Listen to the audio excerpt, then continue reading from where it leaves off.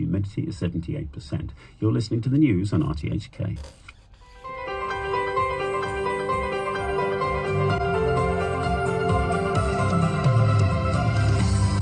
Good morning and welcome to Backchat. I'm Andrew Work, and your guest presenter today is Paul Zimmerman. Good morning, Paul. Morning, Andrew. How's it going? It's going good. I think it's going to be like nitro and glycerin today. I don't think we've done a show together before. I don't think so either, and it is, what is it, watermelon time? Watermelon and education. Today, we're looking at the Education Bureau's latest guidelines on teacher-student interactions, which it says are aimed at enhancing educators' values and professionalism, so students are getting a pass today. Distributed to schools territory-wide, the new guidelines stipulate that teachers should avoid physical contact when taking photos with their students and refrain from calling them using nicknames. Reciprocally, students are told to address teachers using their real names. Highlighting the importance of maintaining a proper image beyond the classroom, the training kit warns teachers not to write insulting posts on social media, be it public or private ones, although it did not specify what the penalties are. And after 9:45, we discussed organic farming, which is promoted as part of the Happy Hong Kong campaign. Let us know what you think. You can leave a message on our Facebook page. You can email us at backchat@rthk.hk or give us a call on 233-88266. And we've got a couple of guests who are going to walk us through the new policy today and what the implications might be. On the line, we've got Dr. Rizwan Ullah, who's a vice principal at Law Tin Pong Secondary School. Good morning, Dr. Ullah. Welcome back to the show. Good morning. Morning. Great to have you on. We've also got Mervyn Chung, who is the chairman of the Hong Kong Education Policy Concern Organization. Good morning, Mr. Chung. Good morning. Morning, Mervyn. All right, gentlemen. morning. So, Dr. Ullah, you're a vice principal to school. Presumably, you're going to be responsible for enforcing or guiding Following the rules. Yeah. I mean, tell us what is in this new set of guidelines. Well, I think this time Education Bureau issued like a training kit where they shared 4 real cases for schools to conduct some professional development of 180 minutes on these topics with their teachers to discuss on those 4 scenarios and also look at what they have at school-based level in dealing with, one of these 4 cases for the teachers. And this is probably something in addition to the teachers' professional conduct guidelines, which was issued in December 2022. That is the background of the guidelines. Yeah. Sure, go ahead. I mean, with these 4 cases that you're talking about, is this a little case? It sounds a little bit like fighting the last war. It sounds like something happened they didn't want to have happen, and they said, "Oh, geez, we can't have that happen again. So let's address that." Is it just addressing these 4 issues, or are there bigger, broader principles in play? Well, I think first of all, if you look at the whole over the past few years, we can see the society's expectation on teachers, professional conduct, and even the expectation of teachers are increasing. They have a higher expectations, and also at the same time you have new teachers, and probably when you have these new guidelines, and also you want to go into some in-depth discussion of these, and you cannot have an exhaustive list of things. So these are some of the 4 cases that were brought to, for teachers to have discussions. And also, I take part in the Hong Kong Education Workers Union, and what I understand every year, like in the past 2-3 years, there has been around 200 to 300 cases which the teachers were actually given some warning letters for some behaviors that they think, it doesn't warrant a complaint, a warning. And these similar cases were also reported. So I think this comes in a timely manner where, like when you have new colleagues who are joining the trade, and then you can actually let them know what is the expectation, and through professional development, understand what the expectation and how you can work around to have positive bonding with your students and uphold the professional image of a teacher or being in teaching profession. So just for the benefit of our listeners, because I'm sure they haven't read the guidelines, can you run us through, kind of briefly through these 4 cases? Well, let me recall. Okay, there's one case where a teacher visits an eatery and then leaves some negative remark of an eatery because they found the owner of a restaurant have a different political views on certain things. That was case one. And then case two, there was a teacher, I think, calling a student with nickname. And the nickname is actually, it's not really the nickname that we think in English, but if you put it in Chinese, like calling a student like a chicken, like everyone called that student a chicken, and then teacher accidentally called that student, hey, don't call this student a chicken. So that was one example taken out. And then a third example was a primary school teacher giving some websites for the students without personally going through those resource links and give students to do a project. And when students go into those websites, they see things that they should not be seeing or see a lot of different things, which was beyond their comprehension or digestion ability. And then the last case was a teacher actually reinforcing the students for doing well and then take them to a party room for party. And then inside the party room, they have games which have physical contact. These were the 4 cases given in that professional training kit. Okay, well, they all kind of make sense, isn't it? I mean, taking the students to a private party room and having physical contact, that is, I think that's probably, we're talking about a much more of an intimate situation, but it's the description that we get here is a broader one. It's more like you can't also not touch them when you take a photograph or a group photograph and after a sports event. Is it being taken a bit too far? Well, I think inside the, the one that you talk about, like in the party room when the teacher took photo with the student, he tapped the shoulder of the student. So I think the list cannot be very exhaustive, and I think we should not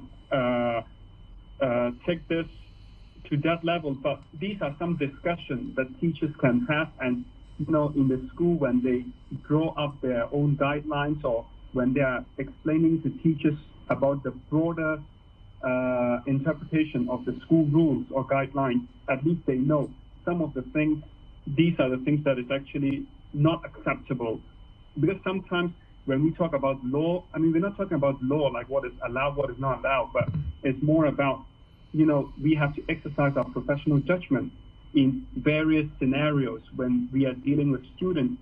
Because students put trust in us, and as professionals, we have to exercise that professionalism. Like, let's say if I take photos with students, is it correct for me to put my hand over a shoulder of an opposite sex?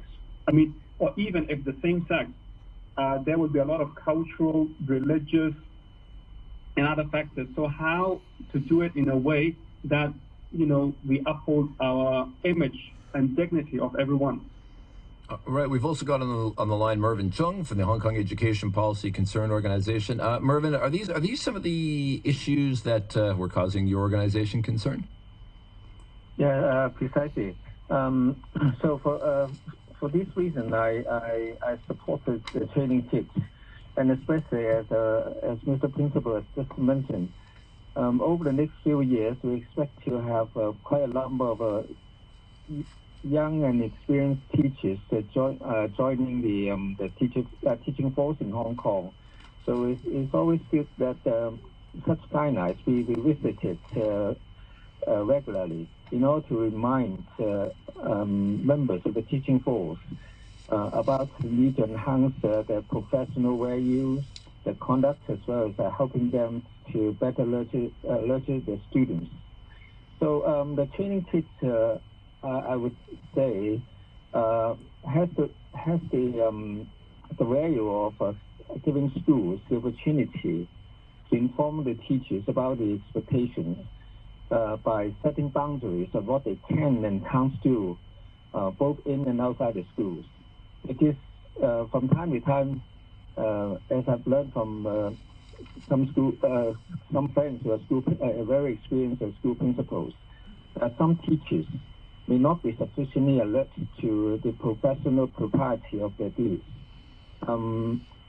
Cases such as a male teacher having a date outside the school with a female student, or a male teacher arranging a supplementary class with a female student alone can happen from time to time. So in such cases, and many others as well, a clear instruction from the EDB on how teacher-student relationships should be handled, I think is good to all the stakeholders, students, parents, teachers, and also school administrators. Has there been like a measurable increase in these cases, or are we talking about the perception has changed because social media and kids publishing stories sooner and photographs are more widespread, visible? I mean, is there a trend?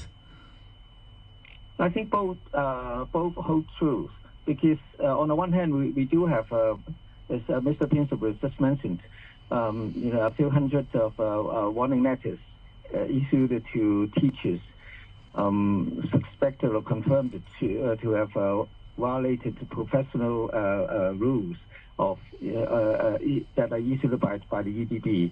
And at the same time, based on such phenomenon, we can more or less safely project that similar cases, maybe in an increasing number, might happen, in the future. Especially as just mentioned, we do have an expanding number of new and inexperienced teachers joining the force. And is it younger teachers that tend to get more in trouble with that? Like, I don't see a 55-year-old teacher saying, "Hey, let's get a karaoke party room with a bunch of teenage girls." I mean, whereas you could see maybe a 25-year-old teacher be like, "Yeah, sure, why not?" I mean, are you trying to correct these lapses in judgment? I think there's a gap between university life and actual professional life in schools. When teachers were still in their university days, they tend to be very free with most of the things, totally up to their own preferences and also their decisions, because university has all along stressed academic freedom of expression, etc. But when they go to teach in the schools, which is at the basic education stage, a lot of discipline, a lot of rules and regulations have to be given and implemented, and this was to a good extent set boundaries on what teachers and also students can do or cannot do in the school compounds. So this is something which is very different from what they have undergone in the college days. So I think some kind of clear instructions from the authorities on the fees, the ethics, and also the roles of teachers should help them in the course of the nurturing the students and educating and training them. No, I can see that new teachers that there is going to the welcome pack to real life at school. Well, I mean, a 25-year-old could probably claim ignorance. If you're a 55-year-old teacher doing that kind of stuff, you got no excuses. You should know better. But I mean, Dr. Rizwan, do you find that there's a disconnect between parents and what they hear in the media and what the guidelines are? So you'll see things in the media that'll say teachers are told they should never take a photo where they are touching students.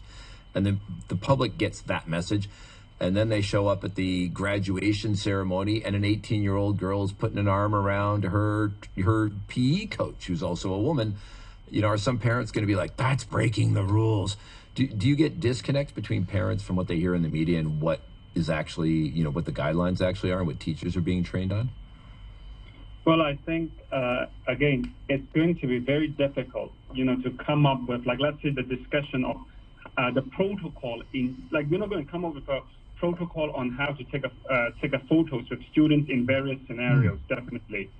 But again, I think sometimes, the media, when they report this, they go from an angle, there are these 4 cases and how they are presented. This might give people an impression that the teachers they need more of these training and all these things, and then they might think differently.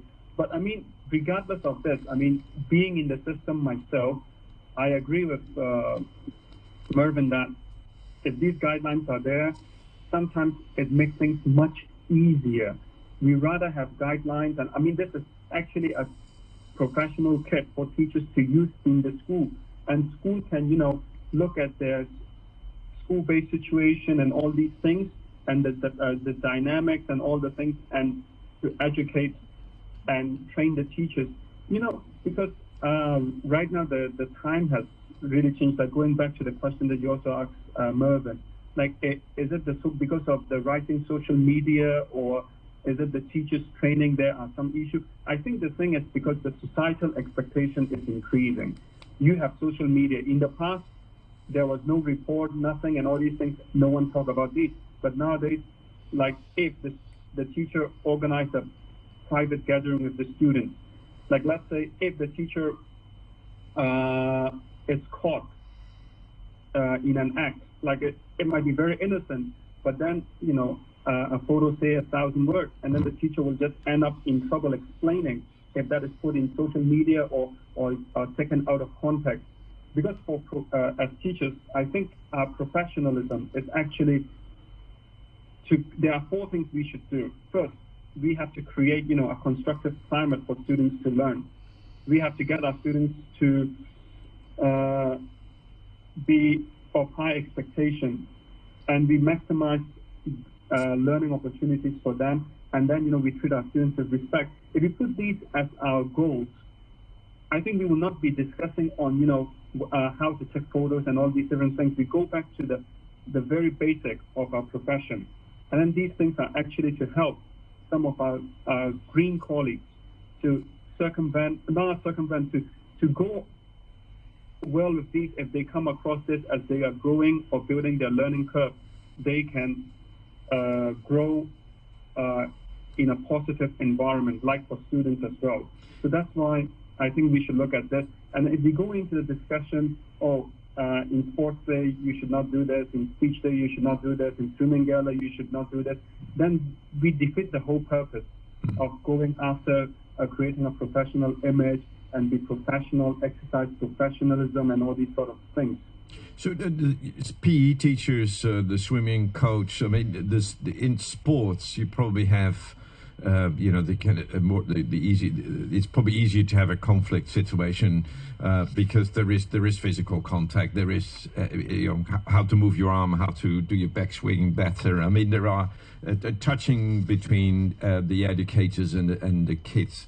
Is going to be part and parcel of that. So is there a separate kind of like how-to booklet on that, or is it better understanding, or is there a discussion among them?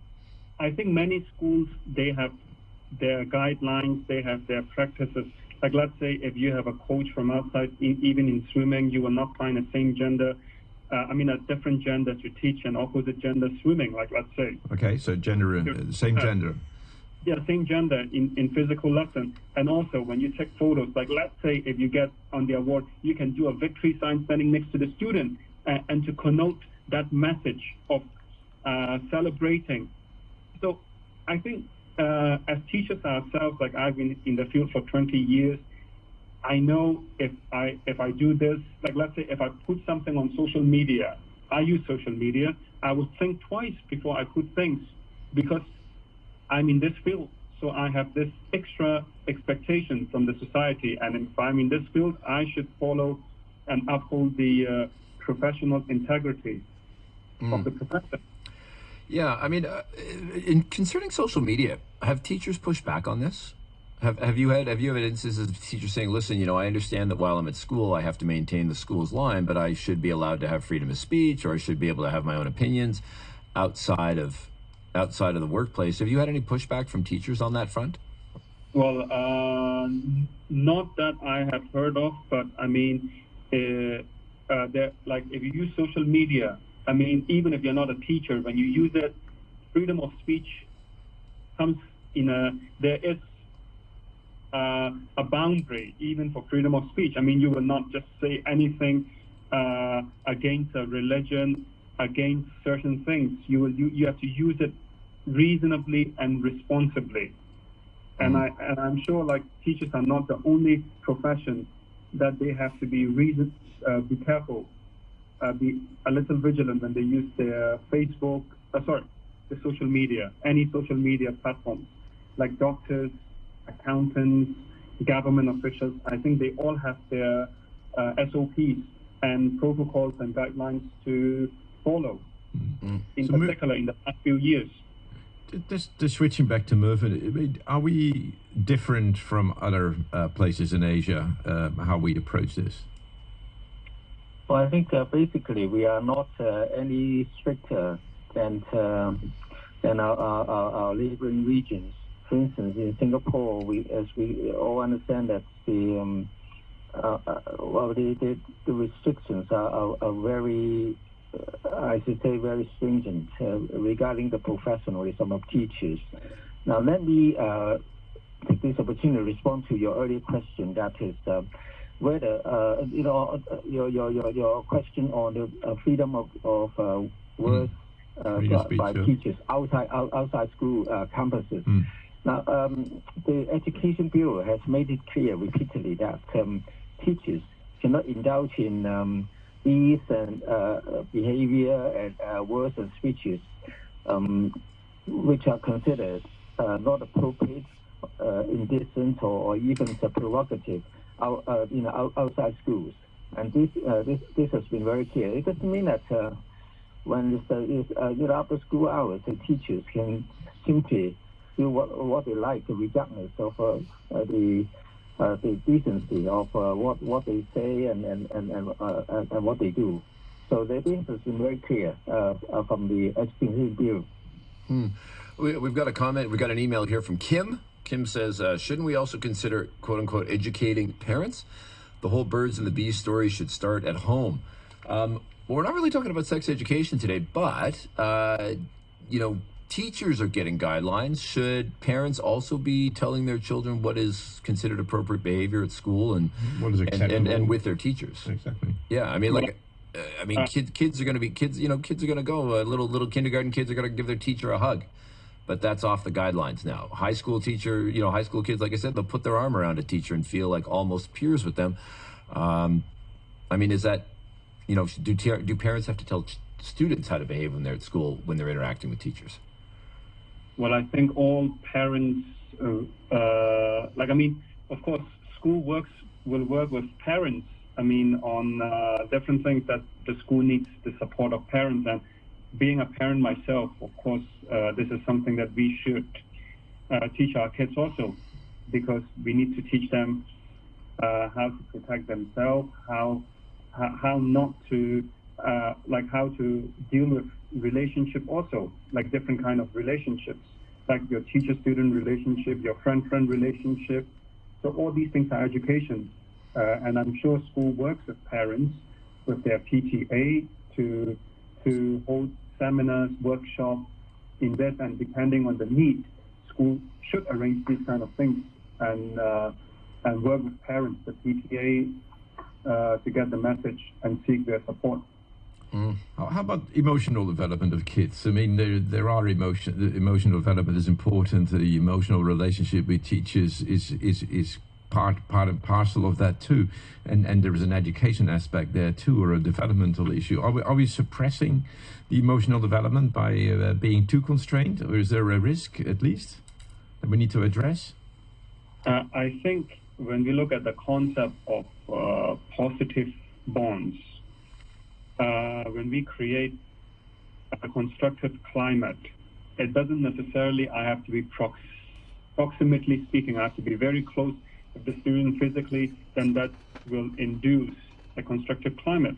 It can be done different things, getting students to respect, and you respect the students, and then they start to understand you. This is a process we have to mold and demonstrate to the students, and gradually they will understand. And students who are going through some emotional problems, that are always in school-based mechanism, or even in schools, we have the support of social workers, education psychologists, and clinical psychologists to help and look at each cases from a pastoral angle and help them, and involve parents if needed, and also involve outside professionals if things are serious. That's great. The key word that I took out of that is respect. Thank you very much. Dr. Rizwan Ullah, Vice Principal at Law Ting Pong Secondary School, and he's got to run that school today, so he's going to be not going to be with us for the second part of the show. Thank you. But thank you very much for joining us. Great. Good. Mr. Mervyn Chung will be joining us after. A quick hit on your weather. Hot and sunny periods and a few showers. Max temperature around 32 degrees today, even higher in the new territory. So watch out. It's currently sweaty. Yeah, oh, you better believe it. 30 degrees Celsius and 79% humidity in Hong Kong at the moment.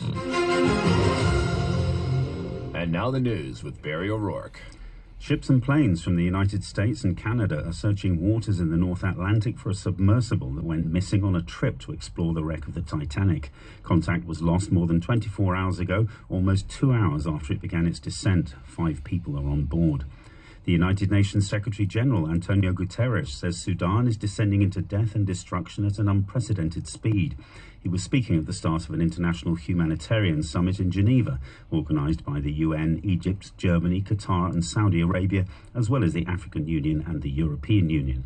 And locally, the Ocean Park Conservation Foundation says unsustainable harvesting of horseshoe crabs and their use for medical purposes has led to a sharp drop in their population. Judy Wan, the foundation's communications education manager, says she expects that more horseshoe crab species, such as the mangrove horseshoe crab, will soon be listed as endangered. We'll have more news at 10 o'clock. The bank wants me to click this link to confirm a transfer. A government department called and says I've broken the law. It asked me to click this link to enter login details. A new payee in my bank account? Do I need to click this link to check? Banks will never ask you to log into your internet banking account or provide personal information through links in SMS messages or email. The Hong Kong Monetary Authority reminds you, protect your personal digital keys. Beware of fraudulent links. There are reasons to be happy everywhere you go in Hong Kong. Enjoy local and global cuisines and have fun along the way. Get immersed in the world of light, shows and carnivals. Joyful moments for all. Want to explore special bazaars? They are just around the corner. Pop culture? Victoria Harbour is our stage. Happiness is all around you. Come and join us. Taste the joy, share the fun. Happy Hong Kong. You're listening to Backchat. Call us on 233 88 266 and have your say. All right, and welcome back to Backchat with me, Andrew Work, and Paul Zimmerman. And here we go. There we go. Continuing with this is Mervyn Chung, the chairman of the Hong Kong Education Policy Concern Organization, but we're also joined now by Edward Vickers. Professor Edward Vickers, who's a professor of comparative education at Kyushu University in Japan. Good morning, Professor Vickers. Morning. Great to have you on the show. Just to kick off, we just want to check: have you had a look at these new? Have you had a chance to have a look at these new guidelines that we're talking about today? I haven't had a chance to look at the original copy of the guidelines. I've only been able to look at an article discussing them in the South China Morning Post. Okay, so you have a general idea of what we're doing here. I mean, do similar guidelines exist for? I would assume similar guidelines exist for teachers in Japan. Maybe they're local, maybe they're national. What is the situation there? Yeah, I mean, the guidelines that exist in Japan, I mean, there are national and local guidelines, as you suggest. They are, I think, judging by the document that I have seen from Hong Kong, which is the Guidelines on Teachers' Professional Conduct, the guidelines in Japan are somewhat less prescriptive. For example, there has been a sort of public debate in recent years about corporal punishment in Japanese schools, which is an issue that relates to the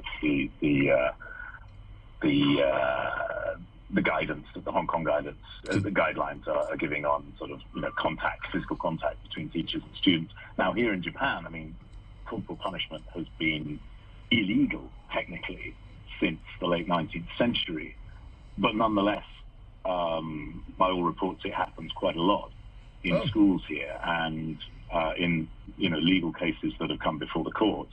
What kind of corporal punishment? Decisions have gone in. We're talking about sort of. We're not talking about no. That would clearly contravene the guidelines. We're talking, or that would be a clear sort of breaking the law. We're talking about sort of spontaneous responses by teachers to disruptive behavior in the classroom. What, a slap on the cheek or ruler in the hand? Yeah, that sort of thing. Yeah. And that has tended to be viewed rather leniently here in Japan. So Paul and I are reliving our childhoods. Yeah, exactly. That's how we grew up. But that life has changed for sure. Well, yes. Well, certainly I grew up in a rather rigorous Harry Potter style school in England, which was eventually closed down because the monks were proven to have abused some of the students in the junior school. Yeah. Times are changing indeed. Well,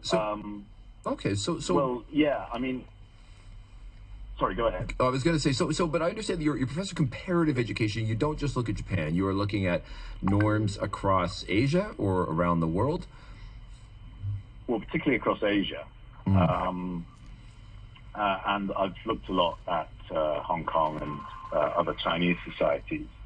My impression with the treatment of this issue relating to the governance of relationships between teachers and students, basically, in schools, or the role of the teacher's professional conduct, essentially, what it means to be a teacher in Hong Kong schools. If we look at the guidelines on professional conduct that were issued by the government, and I think this is late last year, that document was produced, the emphasis is very much on presenting or reinforcing a notion of the teacher as an authority figure.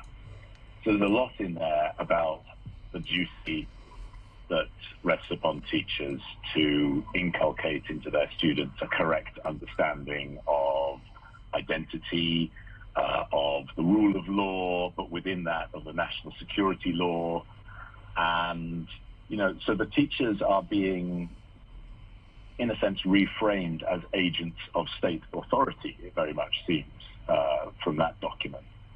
And I think that's the context in which we need to see these latest announcements, which essentially, I think we need to see this in a slightly balanced way. On the one hand, it's good to give teachers clear guidance on how they should relate to students, what they should and shouldn't do.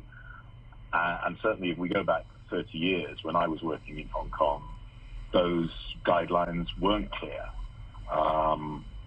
And so there certainly is a case, or has been a case, for tightening up or clarifying guidelines on how teachers should relate to students. But the current guidance seems to be directed at really limiting what we might call fraternization between teachers and students. Is that good or bad? Well, I think there are good and bad aspects to it. There are dangers to, not least to teachers themselves, in getting too friendly with students. It can undermine their authority in the classroom. It can be confusing for students as well. But on the other hand, if you place too much emphasis on presenting the teacher as a distant authority figure, that can also make it difficult for students, or it can make it less likely, I think, for students who perhaps have problems at home, who are looking for an adult they can trust, they can relate to, with whom they can discuss problems they may be having. It makes it less likely that they're going to identify teachers as that sort of adult. And the very prescriptive nature of the guidance that the government in Hong Kong now seems to be putting out, it seems to be very much narrowing the scope for teachers to exercise professional judgment in these matters. Which here in Japan is something that generally, society and the government places quite significant trust in teachers. Perhaps actually too much trust. I might argue. But there is a lot of trust in teachers as professionals.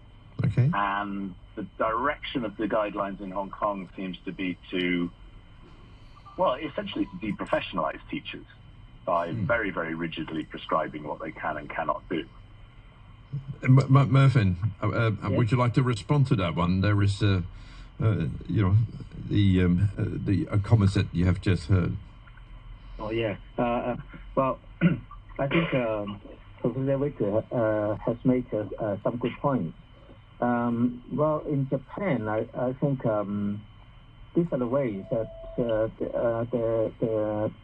the formal education is run. But in Hong Kong, and of course, many people don't like to be told how to do things and what to do. But this is a hard reality. Now, let's recall that anything bad happening about students, teachers, and schools, especially when such bad things are reported through the press media, there must be a response that the government, here it means that the EDB, has failed to issue guidelines so that teachers and schools, parents and teachers don't know how to cope with the situation. So in such circumstances, the only thing for the government to do is to issue guidelines on different subjects or different areas of work affecting schools and also members of the education community. So that's why it will give people or people outside Hong Kong that our system and the working inside is too prescriptive. So this is something that comes under a hard reality, which I think with our system becoming more and more complex, this kind of prescriptive nature or the issuance of guidelines from the government might become a necessity, or at least a trend that is favored by the school community. So, but then if we take it from the kids' point of view, I mean, the need for enough, are we going to make it too much of a distant authority figure, as Edward Vickers has just claimed, or can we make sure that the teachers are available for the kids to come up to be a father figure when it's necessary for them? Yeah. Well, I think given time, it would be more desirable if schools can assume greater autonomy in deciding on their own things, and this is also the fundamental spirit of school-based management. And so I think hopefully schools will be able to do more things according to their original missions and their own expectations, and be more in line with what is expected of the schools and the teachers, from the parents. I mean, the fact that they're publishing guidelines and they're using examples of real cases, it has a very Hayekian flavor to it, in that he was a big fan of common law, he was a big fan of custom, didn't want everything to come down as a law, as a hard and fast regulation, because guidelines and referring to history allows continuity and flexibility as you adapt to the future. But Edward Vickers, you're saying that you think that it's got a bit of a flavor of a top-down, power flows from the emperor to the governor, so on, until you get to the schools where you've got the principal and then the teachers. I mean, which of those two do you think is more like? Is it more like a common law system where you have customs and guidelines guided by past behavior, or is it a top-down, power flows from the top type situation? Well, yeah.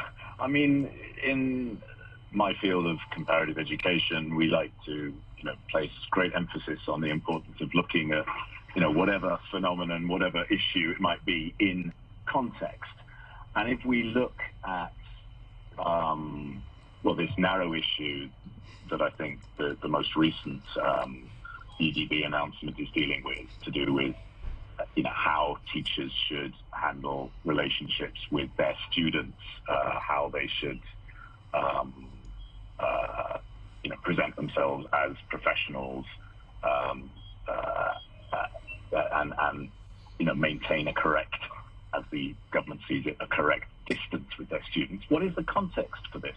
The context is, the aftermath of the big demonstrations of 2019 to 2020 in Hong Kong, which predominantly involved young people, including secondary school students, and for which, therefore, many in Hong Kong many in the Hong Kong establishment have blamed schools, have blamed teachers.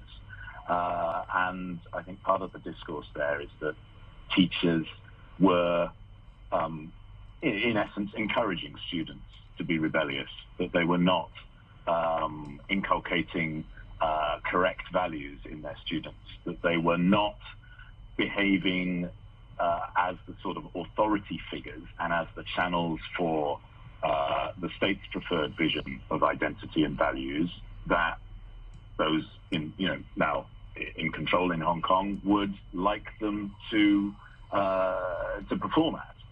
And I think that's the background in which we need to understand this emphasis now on teachers maintaining distance from students. Mervyn, do you agree with that? Teachers representing authority. Mervyn, do you agree I think that? some kind of respectful and appropriate distance from students should always be deemed necessary. Now, let me close by citing the 8 general criteria for professional ethics and conduct, which are adopted by the Education Bureau: professional conviction, law abidance, being role models, for students, being fair and incorrupt, and dedication to roles and responsibilities as teachers, care for students, respect privacy, and protection of professionalism. Now, all these are general criteria which are very, very clear that are given for professional ethics and conduct of teachers. The details are what that matter, and this should be worked out between schools and the authorities so that they become more realistic and at the same time in the interest of the students.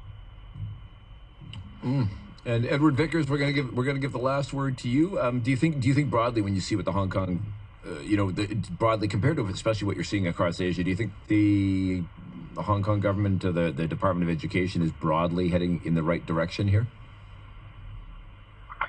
Well, I do think that it's good to give teachers clear guidance on how they should manage their how they relate to their students in school.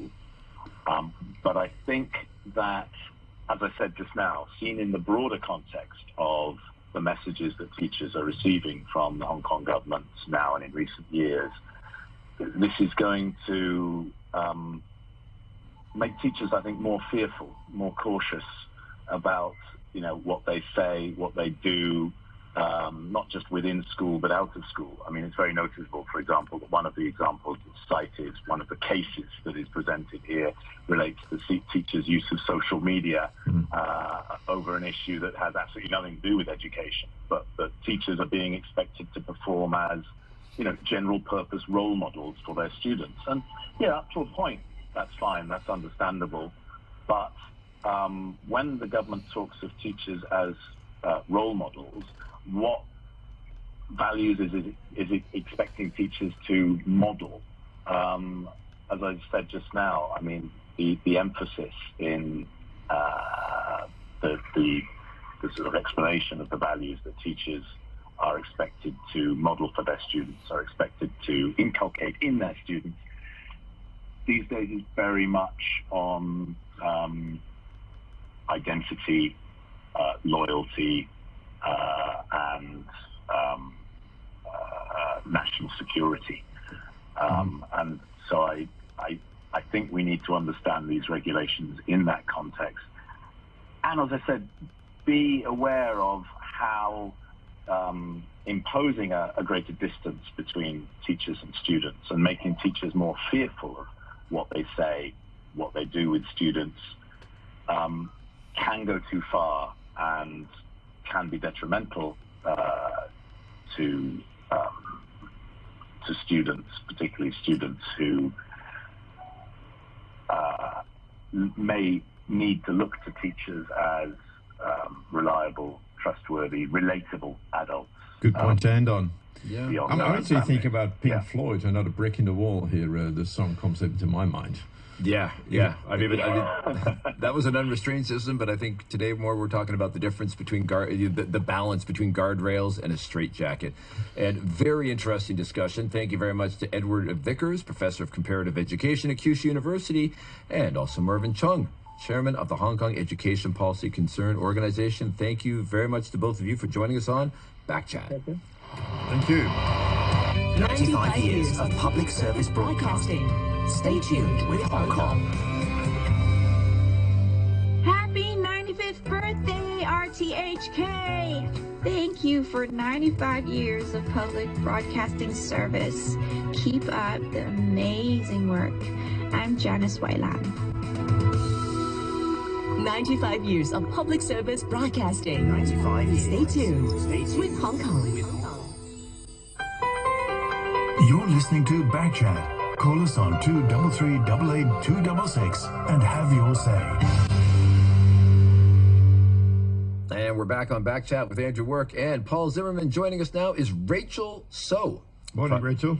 Yeah, hello. Morning. Good morning. Rachel So is a project manager at the Sustainable Ecological Ethical Development Foundation. I'm sure they say SEED. SEED. For short. Good morning. So, Rachel, we're having a big, Hong Kong's having, I believe, its first ever watermelon festival. How big? What will be the largest watermelon? Yes, that is a few years. The AFCD, they hold a watermelon festival so that to enjoy the attention of the public to know that the local farm where they have also put a great effort and they have a success on planting this good quality of watermelon. Mm-hmm. And locally grown watermelon, that's the key, right? Yes, that is local and some is organic, most of the organic watermelon. Okay, and I know you guys are organic experts, but I think a lot of people wouldn't really think of Hong Kong as a farming or agricultural center. I mean, I come from Canada.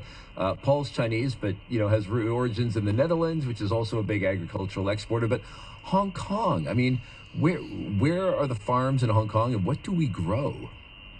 Oh yeah, the farm is mainly distributed in the rural area, like the Comtin, Fenman, Shanxi, or you can enter island. On the island, there is still have some farmland. Mm-hmm. That is actually that is still a lot of old farmer or the son of the farmers, the second generation. They keep on the farming for the last generations. Is it hobby farming or is it real kind of? Are we trying to have a commercial farming? Yes. They produce productive farm. That's when they will produce the produce and sell in the market. But are they making money, or is it more like, kind of like a nice it's a good hobby when I'm an old man? Yeah. Both different scale. There is a small scale farm, that is medium size, and then there is also larger size for commercial production. So how can you say earn the money? It depends. Yeah, different farmers, they have different perspectives. Some is retired, they want to go for this rural living and then put their time and effort to get along with the crops, with the weather and with the later. Right, and it's a healthy thing to do as well. Our national government is putting more emphasis on farming and trying to improve production, farm production on the mainland. Do you see this happening in Hong Kong? Sorry, again? Well, on the mainland, our national government is really putting more emphasis on farming and trying to increase and improve production. Are we going to see this in Hong Kong too? Maybe there is some also effort like this kind of promotion program so that they want to draw the attentions. There is some technical training on that. Of course, it can be more. Yeah, like they can support more about the operation, the technique, the manpower, etc. And I mean, for people that have been in touch with farming and agriculture and nature in Hong Kong, have they noticed any changes over the past few years? I mean, have weather conditions changed for farming in Hong Kong? Are they getting better? Are they getting worse? You mean the weather condition? Yeah. How can you say it is not predictable for the farmers? It is more dramatic. Certainly, there is a dry and cold weather in the early of this year, and there's this coming with 2 weeks of heavy rain. So when we talk to the farmer, they also mention it's very difficult to adapt it to this dramatic change of the weather, and this is unpredictable, whether it is colder years or warm years or so in terms of selection of variety and how to manage the veggie and the field is also become more challenging for the farmers. So what do you recommend? What vegetables and watermelons, cucumbers? I mean, what are we? What is the good for Hong Kong under these conditions? We are also look. It is not easy way, but the farmers. They have experience. You know that they have farmed a lot, and then they observe the temperature, and then sometimes they can increase the variety. So that is mean that this is also one idea about organic farming, so that they can plant different crops in the fields. Sometimes it is avoided that some of maybe have a get loss for certain species, but for another species, the weather is perfect for them. They have another good harvest for those. So this is kind of security for them for the output. Mm. And I mean, if you're doing organic farming, you have less resource to chemicals and things like that to be able to adapt to changes in the weather, changes in the climate. But I mean, if people in Hong Kong genuinely want organic products, how do they know something's organic? You know, I used to run exhibitions, and there were different standards you could look for until the U.S. Department of Agriculture got in and got their standard got lobbied down to be meaningless. I mean, anything could get called organic after that. I wouldn't trust it. Okay. But in Hong Kong, how do you know if something is organic? If anybody can just put organic on the label and say whatever?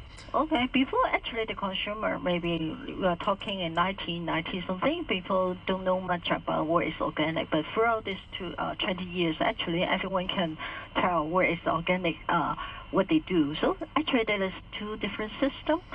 By third party, there is a certification system called ORC, so the farmer can apply for that, and they have a protocol to go through to like the certification system. Mm-hmm. Another system is running is about the trust and relationship. So as everyone is well known about organic, what is the standard, and then they can go into the farmers market or go to the farm and talk to the farmers so that they can understand what is the what they grow, how they grow, what they use. This is what's happening in the farmers market. So you go to the farmers market, but Yeah. if I don't have time for the farmers market, I understand some of the farmers, they have a delivery mechanism. You can like be on the list and get vegetables delivered. I mean, where people are interested in organic, homegrown vegetables, where do they go to be able to buy or have regular orders? There are some farmers and they're called community support agriculture. They can order from the group and they can deliver the veggie basket weekly to them. Yes. Okay, and where do people find information about community support for the farmers? Yes. Where can they find? Can they go to your website? Do you have a website for the Seed Foundation? Yes, we have the website where you can, you just simply, it's very convenient now on the Facebook. You can search the delivery and the co-op for those operating this community support agriculture. Hong Kong organic delivery on Facebook. I mean, because a lot of organizations like this, they don't have websites; they just have a Facebook page. Yeah. So the community was you call this community support. Can you repeat this? Yeah, communities. That means actually what is the idea is that in terms of we want to maintain a sustainable system. That is very important to support what the farmer do in the land. As you mentioned, for weather, the past, and they always get lost. Okay. So how can they secure their living and then how to support their work? Actually, it's this kind of community support. For example, in farmer market, they go there every week and then share and then join the registry from the market, or and that would join be those broker. That's how we can all help. Yeah, buy organic, buy local. Fantastic. Thank you very much, Rachel Soul, Project Manager from Sustainable Ecological Ethical Development Foundation, the Seed Foundation. Thank you very much to Paul Zimmerman for coming on the show today. Good being here to me.